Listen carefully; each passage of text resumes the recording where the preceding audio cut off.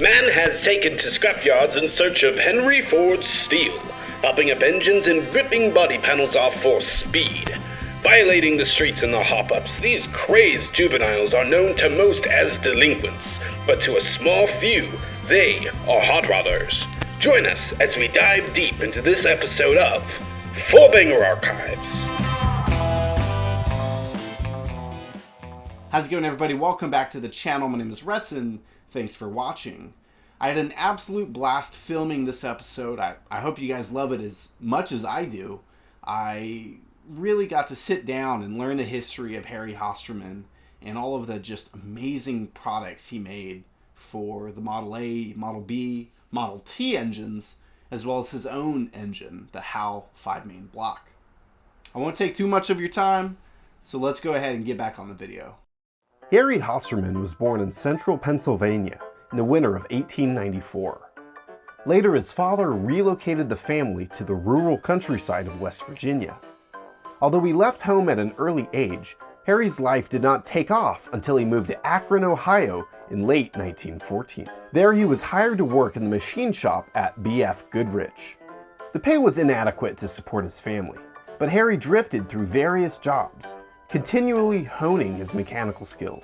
Better known to his friends as HAL, Hosterman partnered with Akron inventor John Gaminer to develop an improved aftermarket ignition system for the Model T Ford.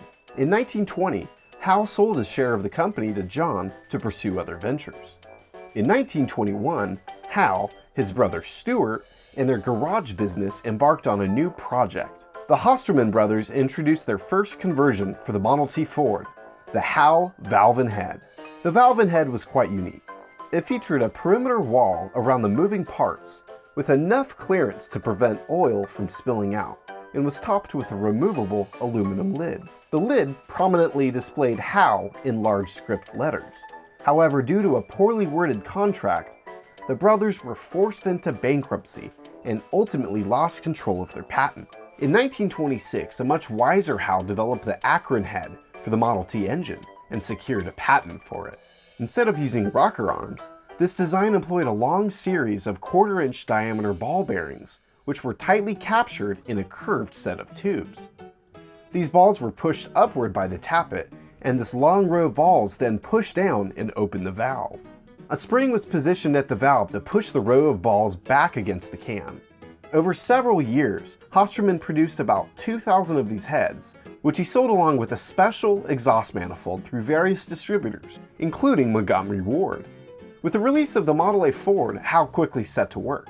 He soon developed single overhead and dual overhead camshaft HAL-branded conversions for the Model A and B 4-cylinder engines. As the popularity of the Ford V8 engine grew, Hosterman responded by designing his own 4-cylinder engine. This new engine earned its place among other renowned HAL speed products, which were widely respected for their performance and reliability, all at a much lower price than engines from Offenhauser, Duesenberg, and other competitors at the time. The first of these innovations to be released was the single overhead cam conversion head. The first generation of the single cam conversion had removable covers, allowing you to maintain the valve train. These covers feature HAL, Akron, Ohio. The first generation head is identified by the front drive in cylinder head, as it differs from the later versions.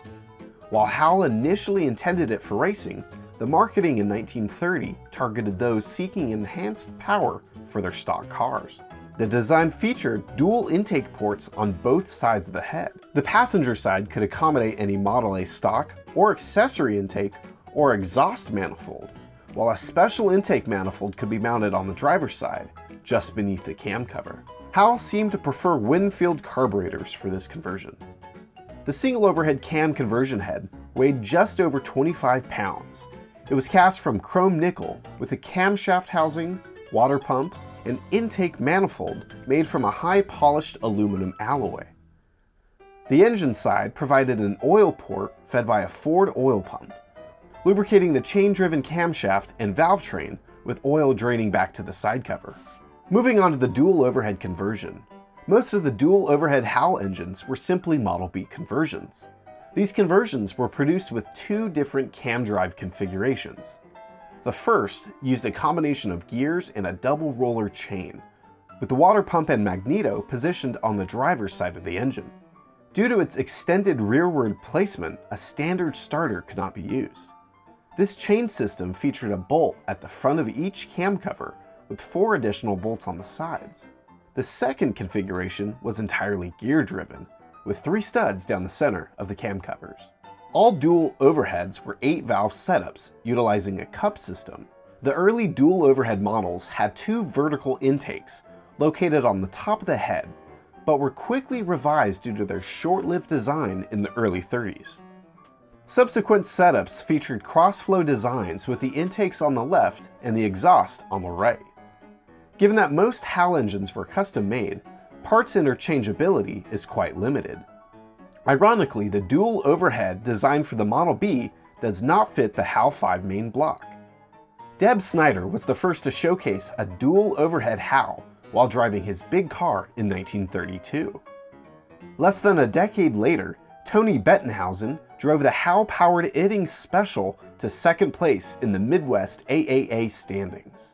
During the California Racing Championship of 1953, Nick Valenta drove his HAL 2 Camry to the finish line.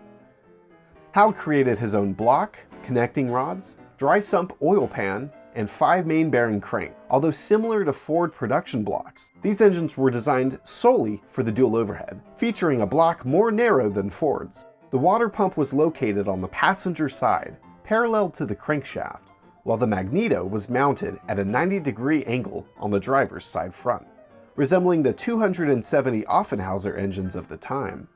The midget HAL engines were purpose-built for racing, with every detail optimized for speed. Surviving HAL engines are rare, and finding a gear-driven midget engine is nearly impossible, as most used chain drives. The magneto drive on these engines was also mounted at a right angle, at the right front side. After the war, HAL resumed building engines but faced difficulties as a solo operator. When a customer complained about delays, HAL famously replied, "If you don't like my schedule, buy me out." Ultimately, Tampa Marine Co. did just that, acquiring all of HAL's patterns, castings, tooling, and designs to produce HAL engine conversions, leading to the development of the Tamarco HAL.